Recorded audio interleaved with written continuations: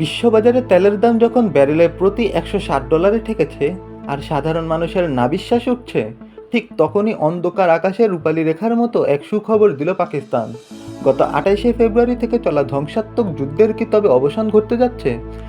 পাকিস্তানের পররাষ্ট্রমন্ত্রী ইসহাক দার নিশ্চিত করেছেন, ইসলামাবাদকে মধ্যস্থতাকারী হিসেবে ব্যবহার করে যুক্তরাষ্ট্র ও ইরানের মধ্যে চলছে এক অতি গোপন পরোক্ষ আলোচনা। কি আছে সেই আলোচনায়? আর ডোনাল্ড ট্রাম্প কোন 15টি পয়েন্ট পাঠিয়েছেন তেহরানের কাছে? চলুন জেনে নেই আসল সত্যি। পাকিস্তানের পররাষ্ট্রমন্ত্রী জানিয়েছেন, যুক্তরাষ্ট্র 15টি গুরুত্বপূর্ণ পয়েন্ট বা শর্ত শেয়ার করেছে, যা বর্তমানে ইরান অত্যন্ত গুরুত্বের সাথে বিবেচনা করছে। কাতার ভিত্তিক সংবাদ মাধ্যম আল জাজিরার মতে, এই প্রস্তাবের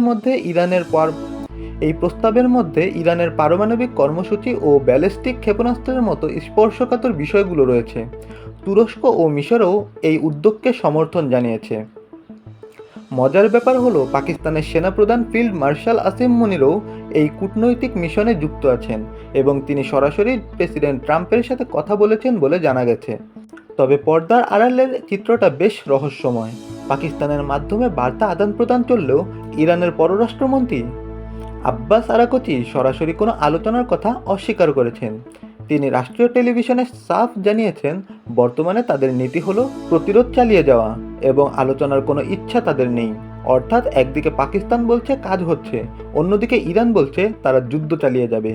এই দ্বিমুখী অবস্থানে কি তবে শান্তি থমকে যাবে, নাকি এটিও কোনো রণকৌশল? পাকিস্তান কি পারবে মধ্যপ্রাচ্যের এই আগ্নেয়গিরি শান্ত করতে, নাকি ট্রাম্পের দেওয়া 15টি শর্ত ইরান সরাসরি প্রত্যাখ্যান করবে? তেলের দাম কি আবার সাধারণ মানুষের নাগালে আসবে? আপনার কি মনে হয়, এই যুদ্ধের শেষ কোথায়? কমেন্টে আপনার মূল্যবান মতামত জানান।